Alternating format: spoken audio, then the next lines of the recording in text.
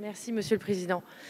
Mais oui, bien sûr, mes chers collègues, Monsieur le ministre, Madame le rapporteur, bien sûr que la GPA est à notre porte. C'est évident.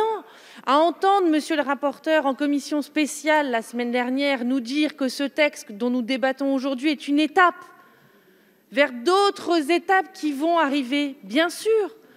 Quand vous questionnez la plupart, voilà, notre collègue dit que bien sûr, la majorité est favorable à la GPA.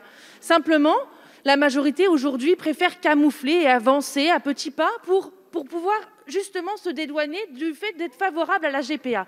Mais la vérité, c'est qu'on vous a donné les possibilités de vous opposer clairement à la GPA. Vous n'avez saisi aucune de nos propositions.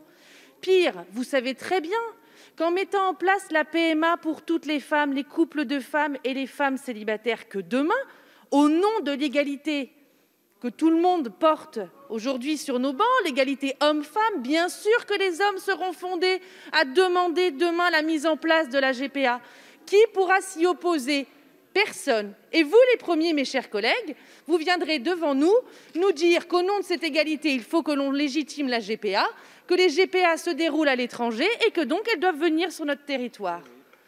Quand on voit à longueur de plateau de télévision un certain nombre de partisans de la GPA nous expliquer qu'ils sont partis à l'étranger et que naturellement c'est comme si ça existait sur notre territoire, on peut se poser véritablement la question de savoir ce que fait le gouvernement pour s'y opposer de manière juridique et judiciaire.